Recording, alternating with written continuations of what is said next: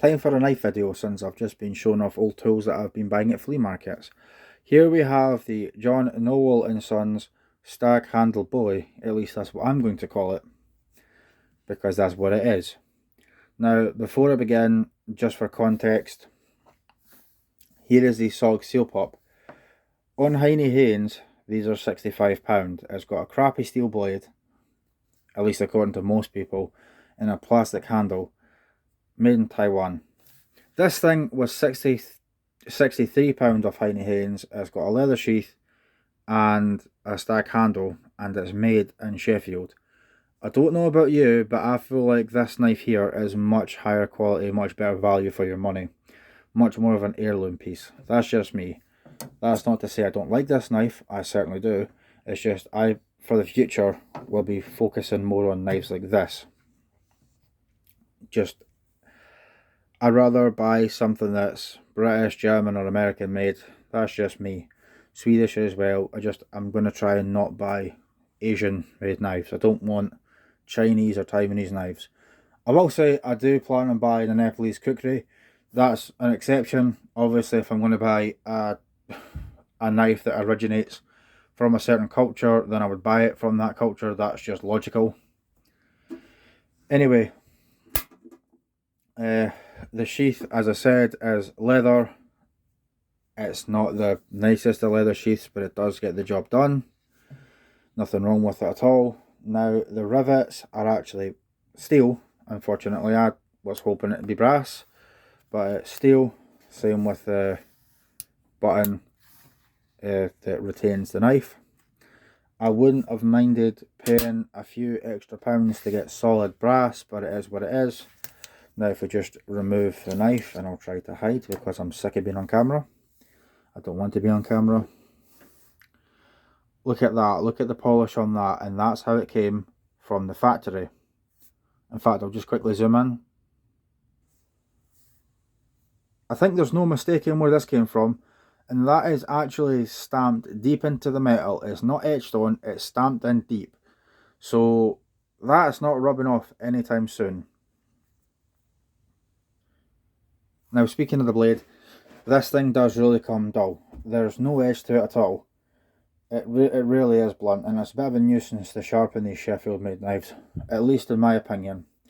Looking at the handle, this guard here is solid brass. I'm glad I managed to do that without dropping the magnet on my table saw here, because the table is cast iron, and that would be a right pain in the ass to remove. Ask me how I know.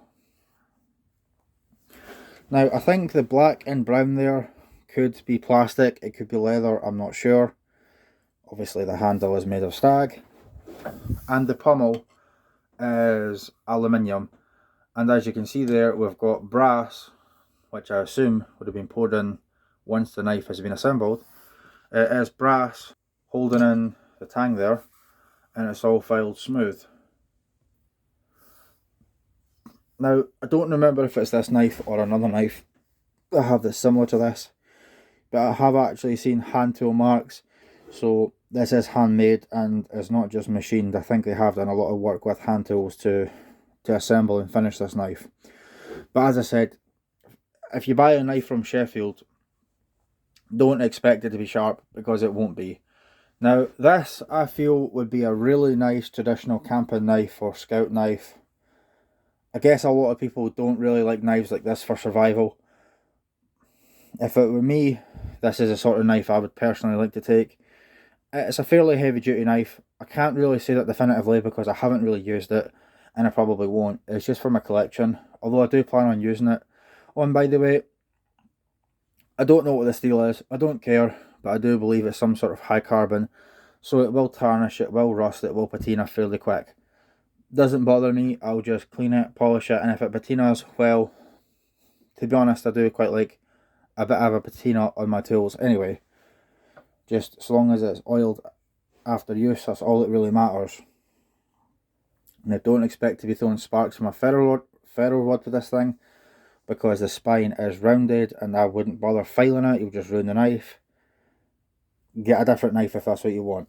We do have a swedge or a false edge that's not sharp, I suppose you could if you really wanted to. I don't really care for it.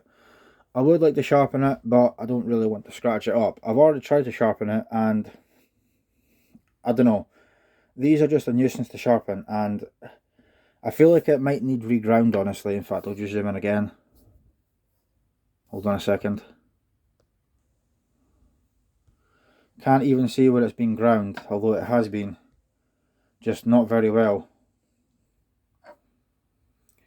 So, I'm not really sure what I'll do in that regard.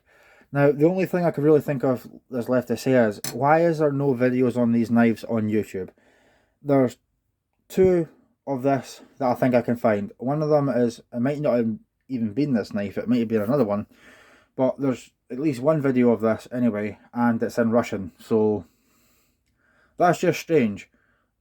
This is a beautiful knife. It's a great price. It's beautiful materials. And once it's sharp, I'm sure it'll be very functional, but yet there's no videos on YouTube. Why? I don't understand it.